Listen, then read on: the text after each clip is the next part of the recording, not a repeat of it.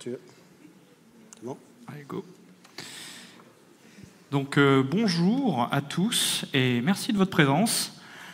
Le plus important, le QR code que vous trouvez ici, qui est notre jeu OnePoint, attrapez-les tous, voilà, toutes les conférences. On va parler d'Angular, et avant de commencer, je voudrais faire un petit sondage. Qui parmi vous a connu AngularJS ? Wow, ils sont vieux, hein. Qui parmi vous utilise Angular au quotidien ? Ok, on n'a pas le droit de dire de bêtises. Qui parmi vous... Et est-ce qu'on va devoir tout réécrire comme dans d'autres frameworks ? 12 ans déjà. Alors, c'est ce que je me suis dit quand j'ai écrit cette timeline. Il y a 12 ans, donc en 2012, AngularJS sortait en version stable. Ça a été une petite révolution quand même hein, dans le domaine. Il y a eu une bonne en fait, acceptation. Hein, donc les entreprises se le sont approprié ce framework assez rapidement. Voilà, il apportait quand même pas mal de nouveautés. Mais ça n'a pas duré. En fait, il y a plein d'autres frameworks qui sont arrivés, dont un qui s'appelle Oreo React. Ça a forcé l'équipe en charge du framework de penser l'après AngularJS avec un framework qui s'appelle Angular. Et ils auraient peut-être dû choisir un autre nom parce que, à la base, quand ils ont fait cette transition, ça changeait un petit peu tout et ça les a desservis dans un premier temps. Je me rappelle de plein d'articles qui en parlaient. Et c'est un framework que j'apprécie beaucoup, en vrai, parce qu'il est stable. En fait, il a été très longtemps très stable. Il y a eu plein d'améliorations qui ont été apportées, mais ils ont toujours eu à cœur de faire en sorte que lorsque vous passez d'une version à l'autre, c'est relativement sans friction, mis à part les bibliothèques qui suivent pas la marche du temps. Mais si vous êtes relativement avec peu de bibliothèques, ça marche quand même globalement pas mal. Il y a de quoi vous accompagner pour faire les mises à jour automatiques. Il y a eu régulièrement des montées en version de la partie RxJS qui est au cœur du framework depuis le début. Des choses qui vous aident à mettre en place du PWA, des custom components, et même quand il y a eu des évolutions sous-jacentes pour toute la partie construction du livrable ou développement, enfin ou serveur de développement, eh bien ça s'est fait de façon plus ou moins transparente, enfin relativement transparente, au delta près de vous avez personnalisé votre build, voilà, c'est arrivé notamment avec Webpack dernièrement quand on est passé sur Vite. Et puis il y a eu une petite période de creux, enfin où il ne s'est pas passé grand-chose. Et alors là, depuis peu, en fait, avec le début de l'arrivée du standalone, ça s'est un peu accéléré. Alors il y a eu pas mal de changements dans l'équipe d'Angular, hein, plein de nouvelles personnes qui sont arrivées, la gouvernance a un petit peu évolué. Et ce qui explique un petit peu ce big bang là des dernières fonctionnalités où ils sont en train de changer énormément de choses. Et effectivement, enfin moi au premier abord, quand j'ai vu l'annonce de Signal, je partage mon inquiétude hein, avec vous. J'ai été très très inquiet. Et c'est de ça qu'on va parler pendant la conf. On va vous présenter un petit peu tout ce qui s'est passé récemment, tous ces gros changements, les changements à venir, et qu'est-ce que ça veut dire en fait pour nos applications existantes. Donc, quand on parle d'Angular, en fait, on va parler d'un framework complet, c'est-à-dire qu'on peut développer énormément d'applications, de concepts, et c'est assez complet. On va parler de performance, malgré certains postes, si on développe bien et qu'on comprend les concepts, on arrive à des performances très très correctes par rapport à d'autres frameworks. On parle aussi de frameworks expressifs. Si jamais on fait du JS, il y a des fois des choses, on les réécrit, on les explicite un peu trop. Ça peut rebuter certains développeurs, mais voilà. Et comme l'a dit David, rétrocompatible, il est très facile de migrer entre une version 8 à 14 sur ces dernières années. Donc tout d'abord, on va parler de la documentation. Avant, le lien documentaire, c'était celui-là. Enfin, il est toujours... Et je suis encore l'ancienne que je trouve plus expressif et plus compréhensible. C'est peut-être une habitude. On a pas mal de choses à vous présenter, on a des exemples de code et ça nous semblait un petit peu naturel de vous fournir aussi un dépôt de source avec une application qui présente tout ça, une application orientée plutôt réactive. Donc c'est une application de paris sportif, de course de robots. Le but, en fait, on va pouvoir lancer une nouvelle course. On a des participants qui sont poussés par le serveur avec des statistiques aléatoires. On va pouvoir faire des prises de position sur, par exemple, plutôt Optimus Prime en vainqueur. En second, je mettrais bien Wall-E et Johnny 5. Plutôt Megaman en dernier, on va dire. Allez, hop, Megaman en dernier. Et à la fin du timer, la course se lance automatiquement. Il y a un serveur qui fait du SSE, qui va envoyer les événements de course régulièrement, où il recalcule les positions des participants. Voilà, ils vont éventuellement changer de comportement, se cramer comme l'a fait Johnny 5. Et Optimus Prime est en tête. Il a raflé le truc et je suis complètement trompé dans mes paris. Voilà, donc c'est une application qui a été faite intégralement avec tout ce qu'on va vous présenter durant la présentation. Le code source sera à disposition et on va vous présenter tous ces petits bouts de code. Et on commence par la partie standalone.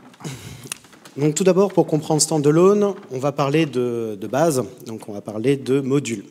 Angular est un framework modulaire, donc quand je vais construire un module, je vais avoir ces éléments qui sont la déclaration, l'export, import, etc. Ces différentes propriétés exposées. Et derrière, on va parler de composants. Qu'est-ce que le décorateur composant me propose? Et donc là, on a différentes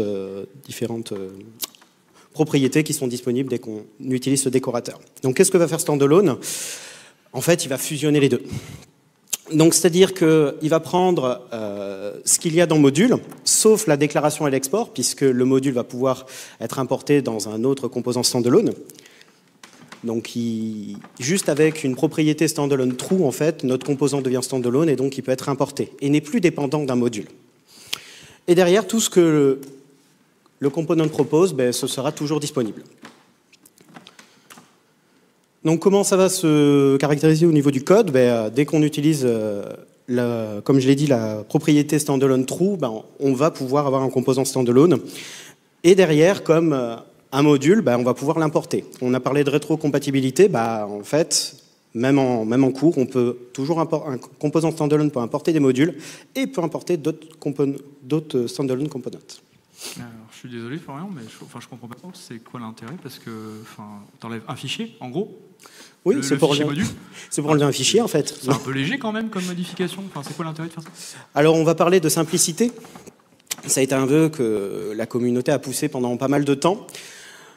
Derrière, on va parler de simplicité dans l'écriture, mais surtout, ça va nous permettre de proposer des fonctionnalités futures, comme on va parler de lazy loading et de faciliter comment on peut lazy load un composant ou un fragment JavaScript. Et derrière, d'autres choses qu'on va pas spoiler. On va aussi parler de Bootstrap Angular. Donc, c'est-à-dire que Standalone va apporter une nouvelle philosophie, donc comment on va bootstrapper notre application. Donc, si on regarde l'existant, si on a un fichier main.ts, on va pouvoir avoir un Bootstrap module qui va charger un app module. Et derrière, comme avec le décorateur ng-module, on va déclarer un app component, on va bootstrap l'app component et on va importer les différents modules. Maintenant, ce qui va se passer, c'est que dans le même fichier main.ts, on va avoir une méthode qui s'appelle bootstrap application, qui va pouvoir avoir deux paramètres, l'un l'app component, qui est un composant standalone, et derrière l'app config. Et l'app config, en fait, ça va nous permettre de pouvoir provider des services. C'est rigolo. En fait, je vois provide router, en fait, dans des providers, il n'y a plus les modules, en fait, on n'importe plus les modules, là? Non, justement, ça va nous permettre de vraiment segmenter les imports dans les composants qui vont avoir leur propre service.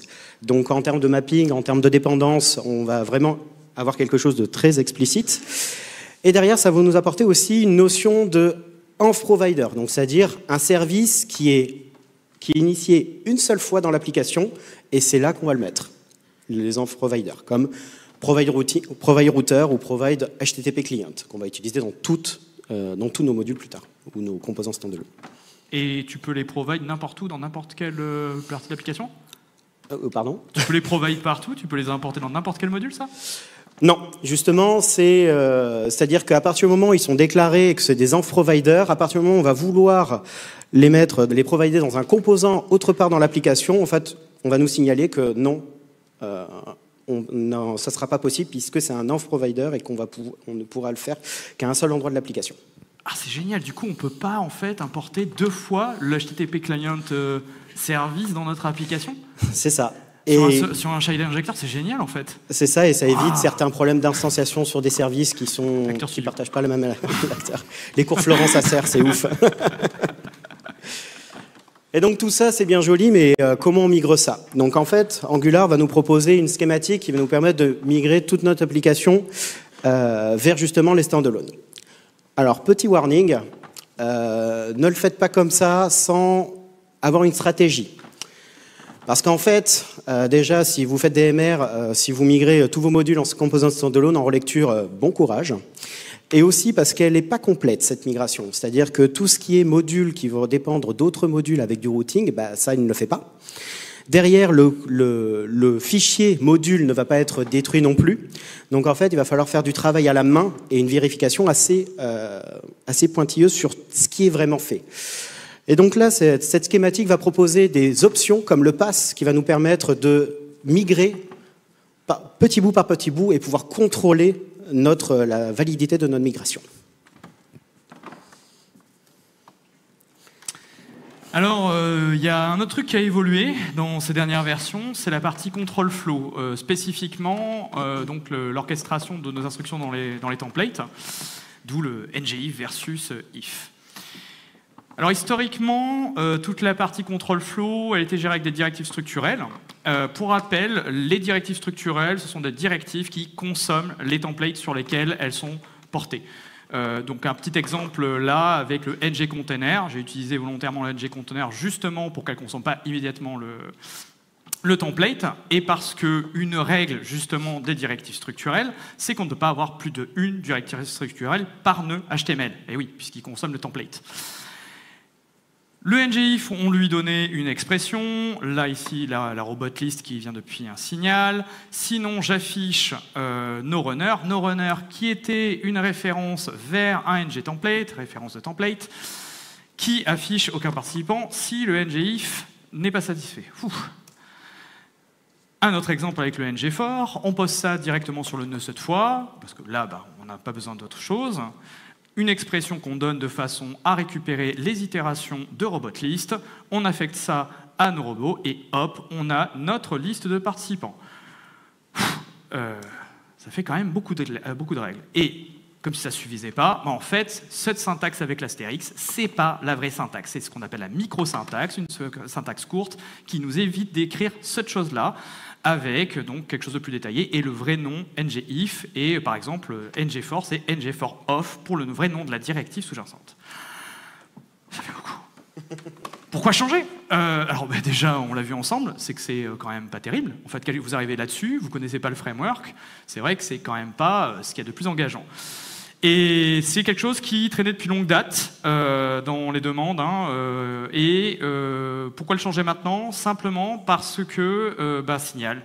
Avec l'arrivée de Signal dans le framework, ils sont obligés de revoir pas mal de primitives du framework. Et donc c'était l'occasion d'adresser celle-là au passage. Il y a la RFC que je vous ai joint si vous voulez en savoir plus sur ce sujet, sur cette conversation. Et la nouvelle syntaxe, elle est quand même beaucoup plus simple et lisible. Quelque chose de beaucoup plus proche de ce qu'on est accoutumé quand on fait du JavaScript. Ici avec le @if, le @for, et vous regardez qu'on a même la même structure d'expression qui a été conservée. Alors c'est pas pour rien, c'est pour faciliter la migration entre les deux. Alors un petit truc, un petit ajout pas méchant, mais c'est la partie track qui historiquement en fait était optionnelle sur la partie ngFor-off parce qu'elle n'était pas présente depuis le début de la fonction trackby, et maintenant c'est obligatoire sur la partie for, ce qui évite de faire des erreurs à ce niveau-là. Et donc on va garder le as et consommer dans un ngIf, et là comme on voit un signal. Ouais, c'est vrai que c'est moche, je suis d'accord avec toi. Mais il y a quelque chose qui est arrivé encore plus récemment. Le @let qui nous permet de déclarer une variable locale de la même façon qu'on va pouvoir exploiter ensuite dans notre template. Plutôt pas mal.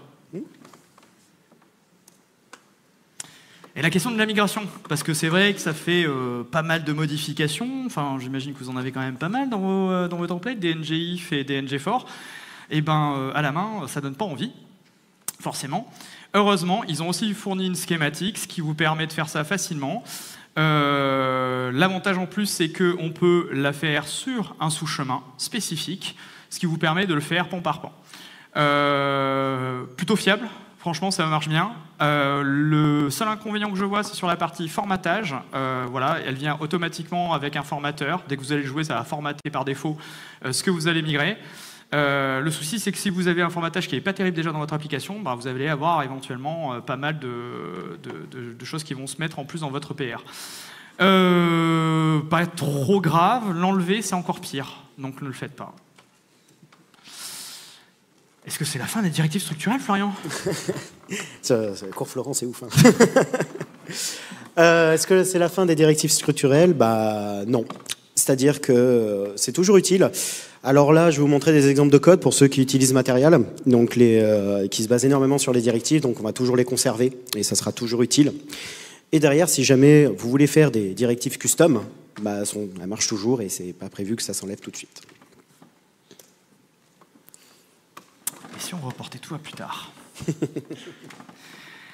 Alors, vous êtes peut-être au courant, mais quand on fait des applications JS, ça pèse un peu lourd. Ça a tendance à s'aggraver. Là, j'ai fait une illustration. En fait, à droite, vous pouvez remplacer Angular par à peu près n'importe quoi, sauf peut-être Quick. Hein, on est d'accord, hein, sauf peut-être Quick. Donc, le souci en fait qu'on a face à cette problématique de poids, bah, comme plein de choses en informatique, on s'est dit qu'on va découper.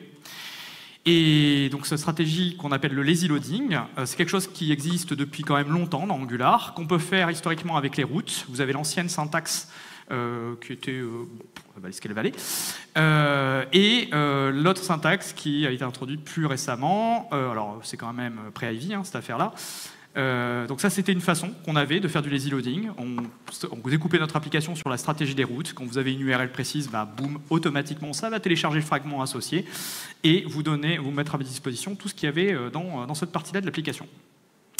Et un autre complément, un autre truc qu'on pouvait faire déjà pré-Ivy. Alors Ivy, c'est le renderer 2 qui est apparu à la version 9. Donc on pouvait déjà faire du lazy loading de composants, c'est-à-dire en mettant ça dans un module, en bidouillant un petit peu, on pouvait arriver, voilà, on utilisait la même API que en fait, la partie lazy loading de route, plus exactement. Et sur la partie lazy load component, depuis Ivy, ils ont simplifié, et donc on peut utiliser cette syntaxe qui est très pratique.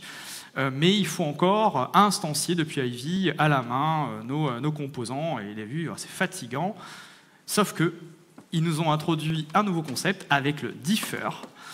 Et ça, c'est très très chouette. L'idée, c'est que directement dans vos templates, vous allez placer des blocs differ autour des composants que vous voulez différer en termes de chargement. Et automatiquement, à la construction de votre livrable, à partir du moment où ce composant, bien sûr, ne va pas être importé explicitement ailleurs, sinon bah, il va y avoir un problème là-dessus, mais sinon, vous allez automatiquement avoir gratuitement un fragment qui va être créé pour ce composant. Et vous pouvez le faire dans plusieurs emplacements dans votre application, ça marche très bien. Ce bloc-là, on va dire simplement, bah, je souhaite différer le groupe quand je vais avoir des robots, et à ce moment-là, uniquement, je vais avoir l'affichage de mes robots dans mon template. Ça va me créer mon fragment AppCard qui sera téléchargé dynamiquement à ce moment-là. On a des états intermédiaires, hein, bien sûr. Tant qu'on ne souhaite pas l'afficher, je vais vouloir éventuellement afficher un message, le placeholder.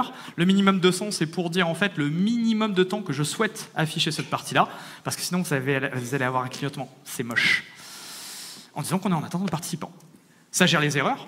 Alors attention, ce n'est pas les erreurs de téléchargement, ce truc-là, ce sont les erreurs d'instanciation. C'est-à-dire que si vous avez un problème de réseau, effectivement, vous n'allez pas télécharger le fragment et vous allez avoir un problème parce qu'il va dire bah, « je ne connais pas ton truc ».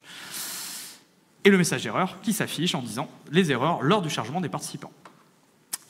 Enfin, le chargement, éventuellement, le réseau est mauvais, vous avez une mauvaise 3G, etc. Et ça prend un petit peu de temps.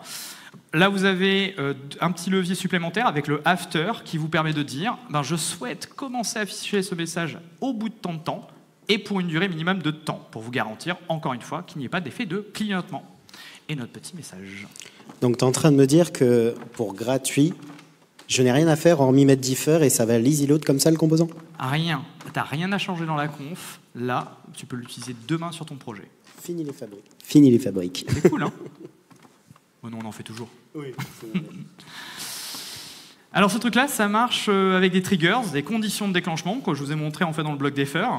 Et il y en a quand même pas mal. On a vu le WEN ensemble, et puis il y en a d'autres. OnIdle qui dit que votre navigateur n'est en train de faire rien du tout. OnInteraction, c'est-à-dire dès que la personne va vouloir cliquer sur l'élément, enfin interagir avec. Le OnHover, qui est simplement le survol. Viewport, je l'aime beaucoup le viewport, hein, ça serait vraiment très, très intéressant. Et le prefetch qui permet de définir les conditions de préchargement si vous voulez le faire en avance de phase. On peut les cumuler? Ouais, c'est ça le plus beau. C'est que tu peux très bien dire que tu prefetches sur un événement et que tu vas l'afficher sur un autre. C'est beau, hein? C'est émouvant. Donc on va arriver sur Signal. Donc pour comprendre Signal, on va parler un peu de Zone.js. Parce que malgré quelques informations, c'est important.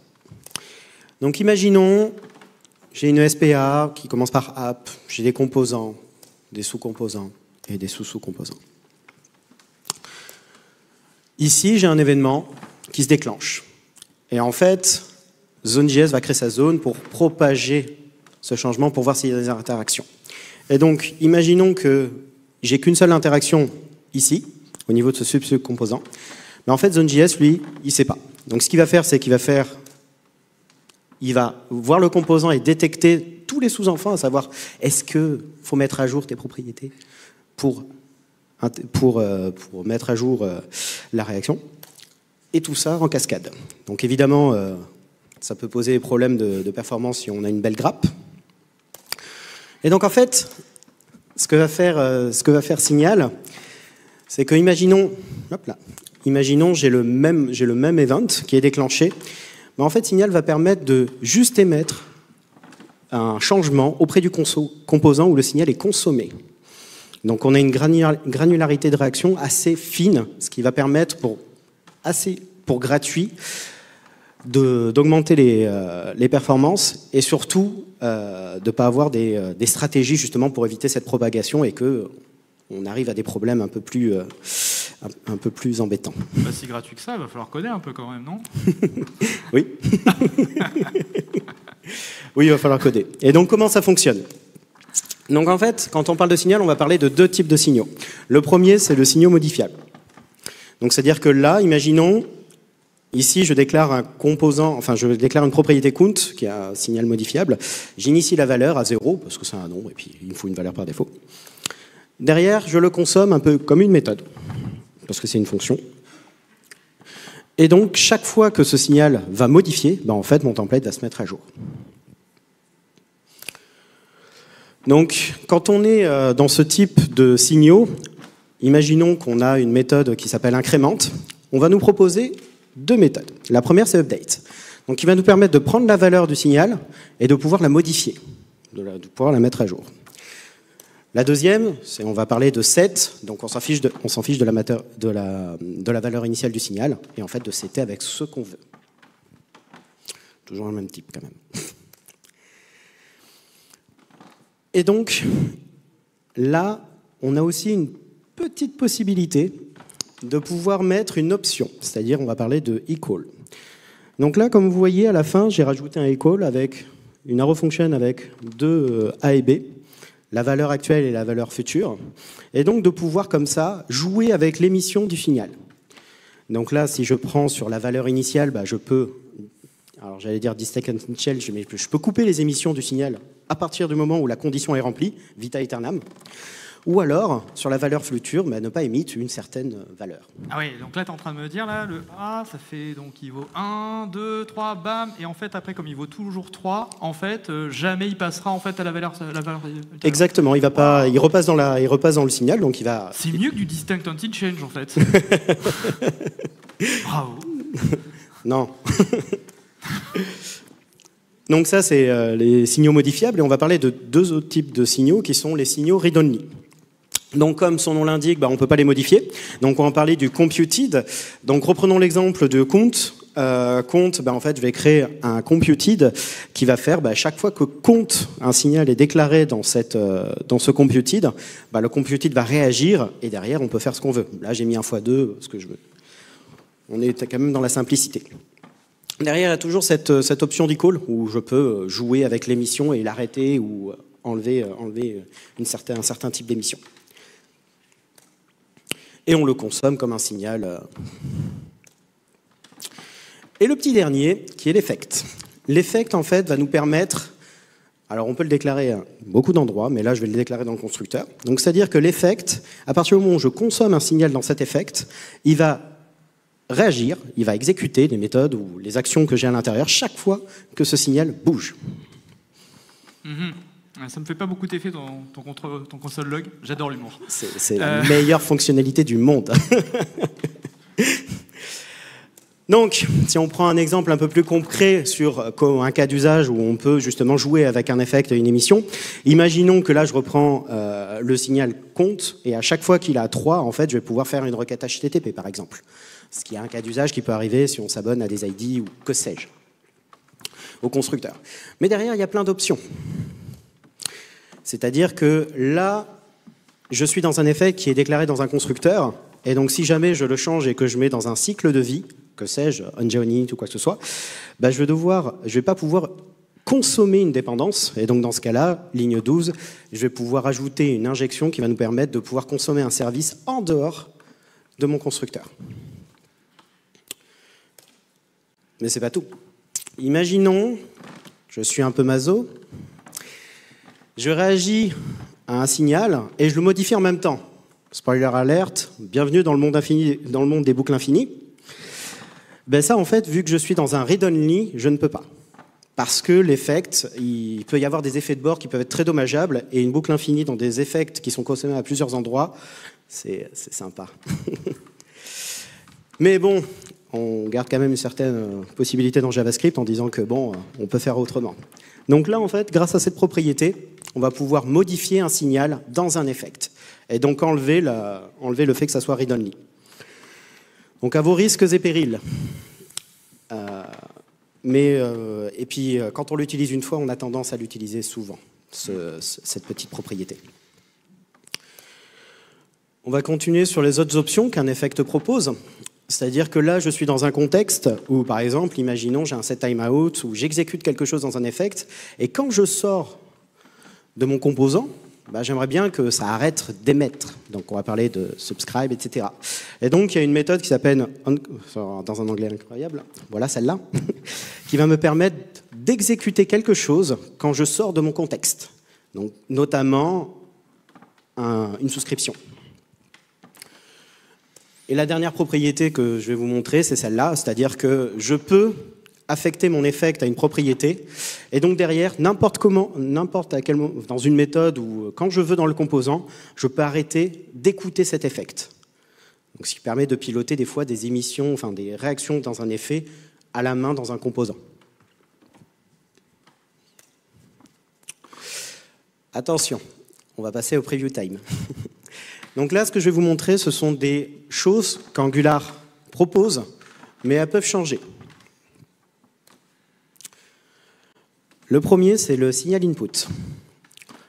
Actuellement, quand on veut faire, avant, quand on voulait passer une propriété d'un parent à un enfant, en fait, on passait par le décorateur @input, ce qui permet de justement jouer avec les propriétés du parent, avec l'enfant.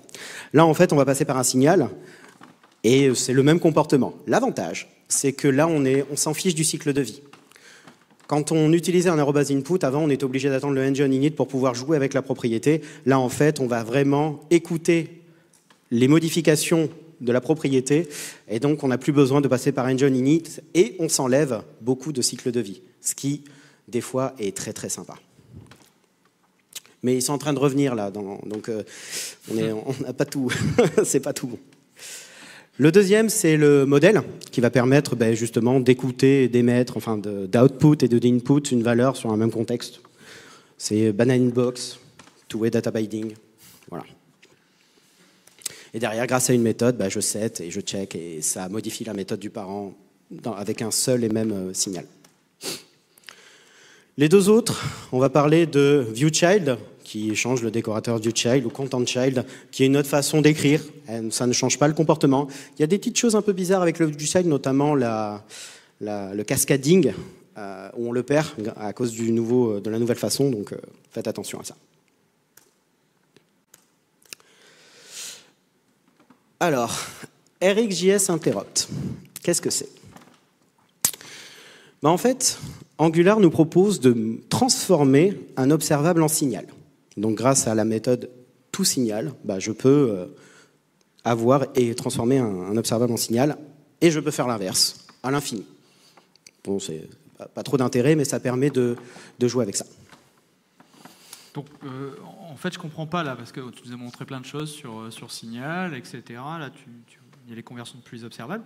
En fait, on doit faire quoi? On fait que du Signal maintenant? On arrête complètement les observables? Ça sert plus à rien? Parce que moi, j'avoue, j'aime bien ça quand même. Alors, faut bien penser que Signal n'a pas été fait pour remplacer les observables. C'est vraiment deux choses différentes. Signal, c'est une opportunité pour Angular de se séparer de Zone.js. Donc en fait, c'est la consommation. Ok. Et donc en fait, ça va permettre de faire ça. Et là, en fait, si par exemple on fait une requête, si on fait une requête HTTP, mais il y a toujours la possibilité d'utiliser les intercepteurs et tout ce qui est API pour les requêtes HTTP qui sont toujours en observable. Au niveau des observables, on peut passer par fetch, mais c'est toujours disponible. Et d'autres comme le routing, tout ce qui est activate route, etc. et les formulaires réactifs. Et donc en fait, quand on passe sur Signal, ben, on va jouer avec les observables en même temps. En fait, c'est pas l'un remplace l'autre. Les deux vont jouer ensemble, vont travailler ensemble pendant encore très longtemps. Et je suis désolé, Florian, mais on se débarrasse pas de Zone.js aussi facilement.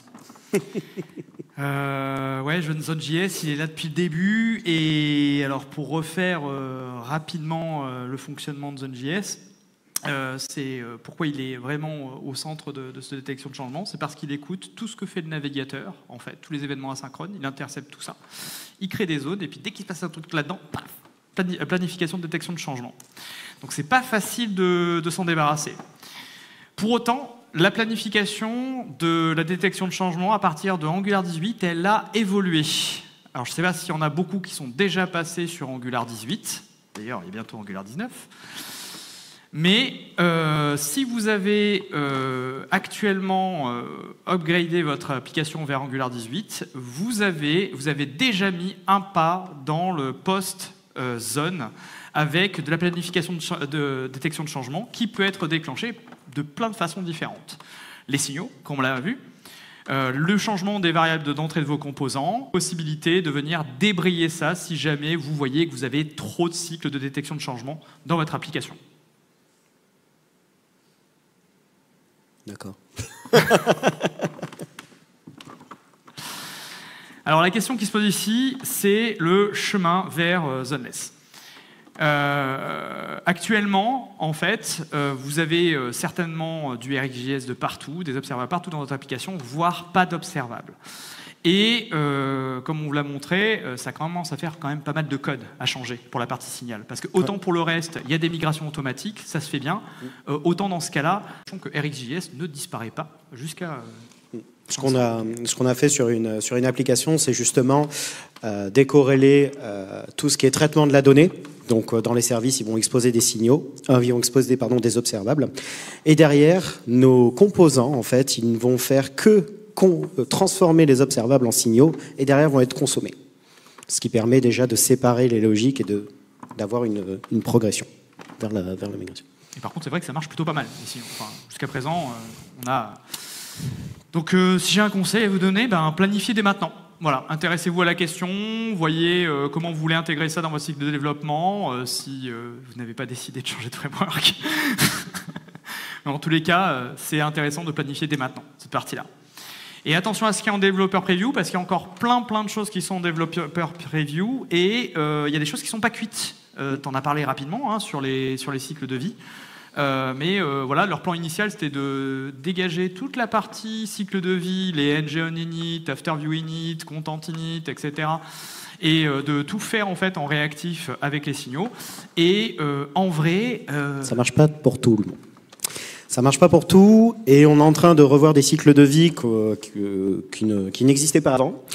Et on est en train aussi d'adapter d'autres choses, comme par exemple l'effect. c'est un signal read-only, et là, vu les annonces, il va redevenir modifiable, parce que beaucoup de personnes veulent modifier des signaux dans un effect. Bien, nous arrivons au terme de notre présentation.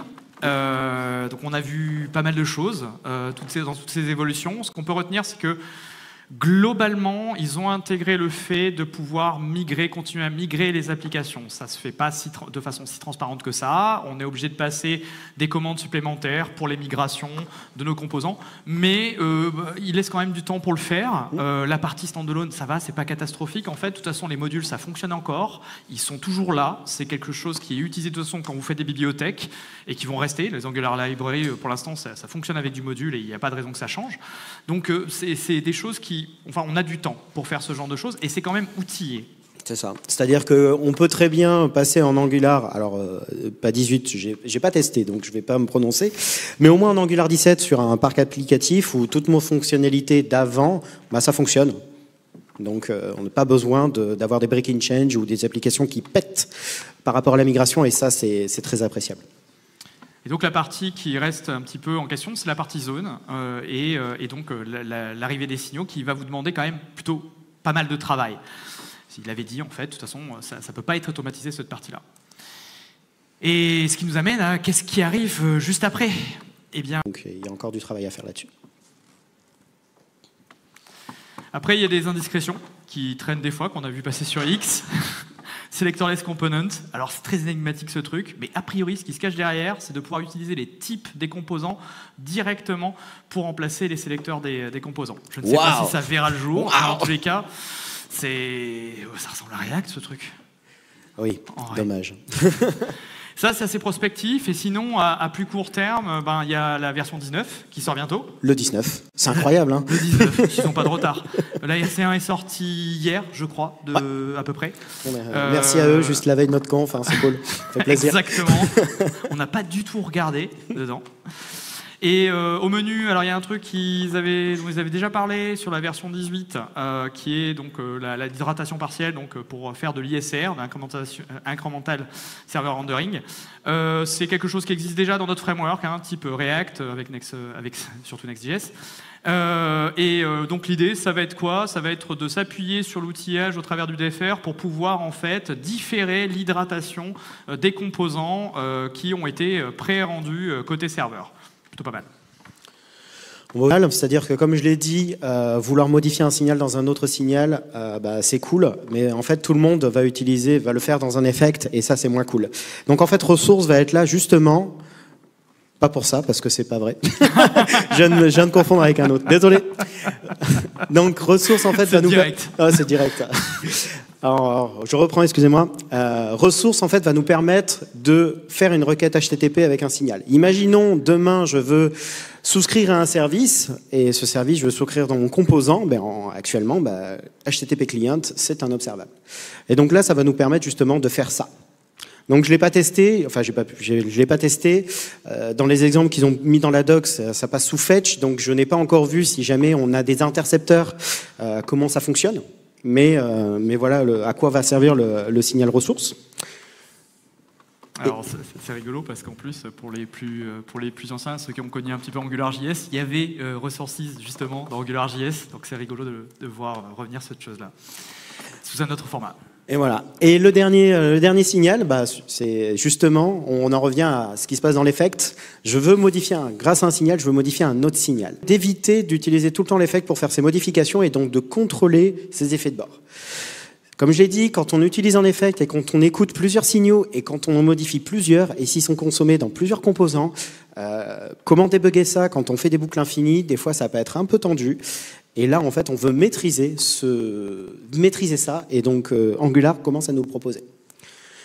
Il y a d'autres choses qu'Angular va proposer, comme... Oui. Voilà. Ok, très bien. Je te laisse conclure. Oui, ok. Donc en fait, en général, on fait un live coding là-dessus, mais on n'a pas le temps aujourd'hui. Donc si vous voulez voir un cas concret, BotRace est là pour ça, de pousser certains concepts, enfin de tester certains concepts avec Signal, de comment on peut jouer avec un observable, un signal, comment on peut comment on peut exécuter quelque chose de réactif en jouant avec les dernières nouveautés et en zone. Et n'hésitez pas à envoyer un feedback. Encore merci. Merci à vous. Est-ce que ça remplace au niveau du fichier de routing l'import de ton component en lazy loading, la syntaxe import function component? En fait, c'est un outil complémentaire. C'est-à-dire que la partie sur le routing, c'est si tu veux vraiment charger de façon, tu vois, lazy loader en fait un fragment complet de ton application. Là, le defer, c'est vraiment c'est chirurgical. Hein, c'est dans tes templates. Tu as un composant un petit peu embêtant qui pèse lourd, tu vois. Et ben lui, tu vas pouvoir lui dire, bam, je charge de façon différée. On pouvait l'outiller avant, en fait, avec Ivy, avec la partie import. En gros, tu faisais ton import directement, ça te faisait ton fragment. Et tu te servais de la référence de la fabrique pour instancier ça et ajouter dans ta vue dynamiquement. Alors imaginons que tu aies une carto, par exemple, avec des bibliothèques qui ne pèsent pas du tout lourd pour faire ce genre de choses. Ben, là, plutôt que de t'embêter à le fabriquer, à le crafter en fait, de rien, ben, là tu peux mettre ta balise défaire et boum, tu as automatiquement ton fragment. Ok. Mais du coup, enfin, il y a toujours la partie routing quand même. Ah oui, c'est complémentaire, et donc tu peux faire les deux, il n'y a pas de souci. C'est-à-dire qu'il y en a un, il va s'abonner justement au routing, donc je peux charger grâce à un changement de route. L'autre, en fait, c'est sur des conditions. Ok, c'est clair. Merci. Merci à vous. Merci à vous. Et bonne fin de journée et bon week-end.